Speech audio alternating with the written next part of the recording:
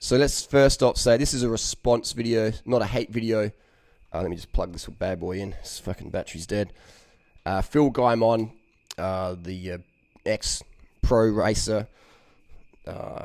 We did a little video earlier in January, Adelaide here this year. I haven't put it up yet. There was a bit of a disagreement. So if you do want to see that content of me and Phil hanging out, give this video a thumbs up. You know, people said, "Hey Harley, how come you haven't put the video up?" I just wanted to see how Phil would go down the track. And so today he started a bit of a drama campaign against Durianriders. So I thought, okay, we'll play the drama tennis. We'll hit it. But if you do want to see that footage, I'll let my viewers decide. If you want to see it, give it a thumb. Give this video a thumbs up if you want to see our interactions, etc. You can make your own decisions and judgments there. So this is not a hate video. This is just a response video. This all started basically. Phil was in Adelaide doing his promotion tour, traveling around, stuff like that. Cool. And Phil, some of you don't know who Phil Gaimon is.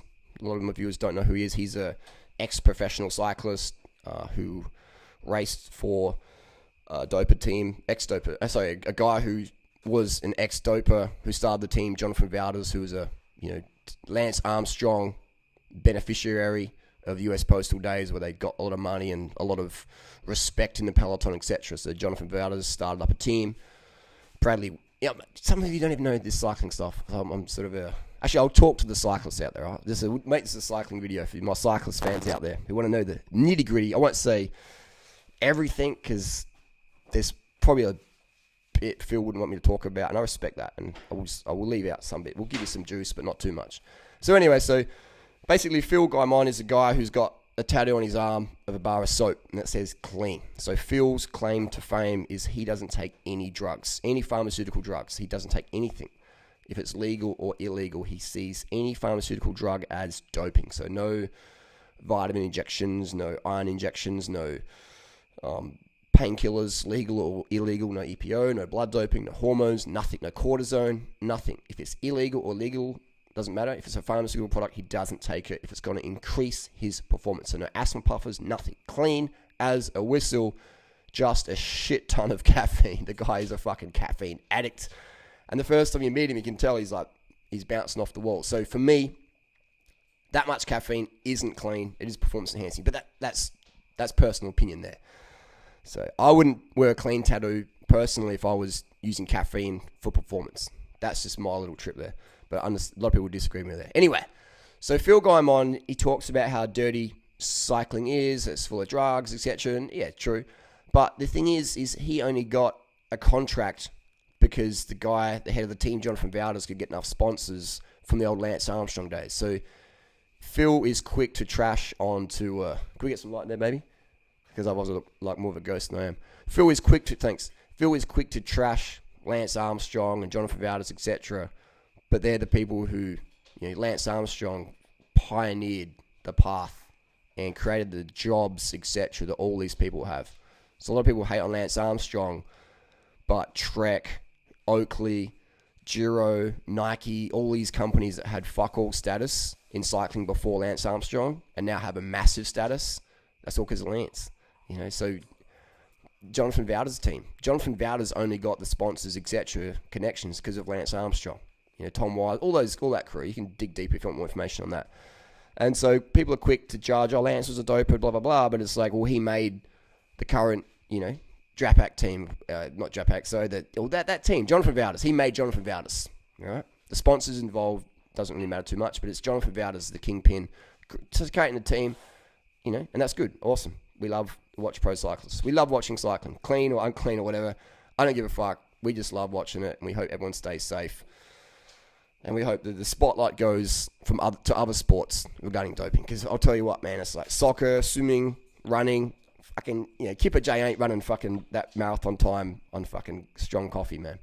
That's just human physiology. It's the world we live in. It's a cutthroat world. And so a few years ago on a Tumblr post, I wrote something about, someone said, what's your opinion of Phil Gaimon? And I just finished reading his book. I forget which one it was called. Maybe it was Draft Animals or something like that. Anyway, it was a book where he talked about how he got a job as a pro cyclist. And in that book, he mentioned Tom Danielson, Tommy D, which was a guy who got a contract, because of Lance Armstrong and, did quite well. But So Tom got Phil the job as a pro cyclist in the World Tier team with Jonathan Wouters. And then when Tom got busted again, he just totally trashed the fuck out of Tom. Yeah. And I'm like, I had an issue with that. Because this is a guy who got you a job. All right? He got you the job because he has status, because he fucking took drugs. And now you're going to trash him for taking the very drugs that allowed him to get the job, to get the status, to get the pull that gave you, Phil, who was a nobody US Continental rider, a position on a World Tour team. And so now you find out that he got busted, and you go, I can't support that. But bro, you wouldn't have ever had a fucking contract if it wasn't for fucking Tommy D sticking a fucking ampoule of fucking Epigen in his arm. All right? It wouldn't have happened, man.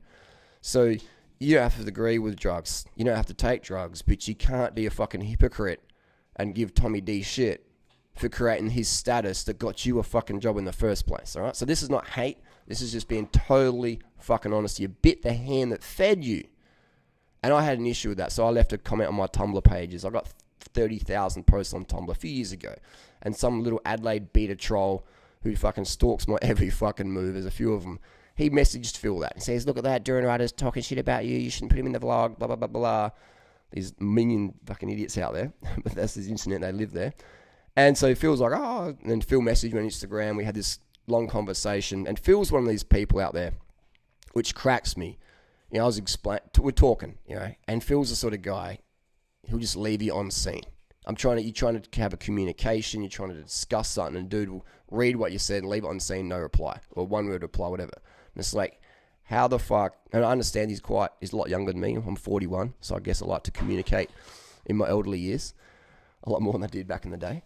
And, you know, it's like, if you can't communicate, then, you know, how can you communicate if you're not going to communicate? How can you learn? How can you communicate if you're not going to communicate? It's like, yeah, you just can't do it. So that cracked me a fair bit. But our interactions in person were very positive.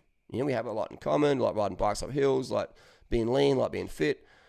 But then Phil went sour because some troll brought up a post from a few years ago, you know. And so Phil took that to heart, and then he's creating drama about that today. So I thought, okay, I'll do a response video. I wasn't going to mention it, but Phil wants to bring it up, wants to start the vegan beef out there or whatever. Phil did 455 watts up Norton Summit, and people wrote to me in flocks. They said, Phil just did 455 watts, you know, more like that same watts Lance Armstrong did, but with less body weight. Is Phil Gaimon natty? Is he natural? And I'm like, well, you know, I've never ever seen anything like that. That was, you know, I mean, I've seen similar things, but that was pretty fucking impressive. How he was, I was let him out for the first couple of minutes or minute or 10 seconds, whatever it was. And I was on the fucking limit. My bike was shaking. I was rocking it, you know. And then Phil was just like talking. And I'm just like, dude, you're talking. Then there was another guy, I think his name was Guy. He led Phil out for another minute, and then he blew it. And that guy, he's a fucking good rider as well. And so I'm just thinking, how the fuck did Phil ride that quick? Another guy I've seen do similar performance to that was Leon Sanchez back in 2009. We're going along a hill, and Leos just launched. And then there's Valverde. So there was Leon Sanchez, there was a Valverde move, and then there was Phil Gaimon. You know, so very, very impressive moves on the bike. So Phil, he claims he's 100% clean, 455 watts up Norton Summit.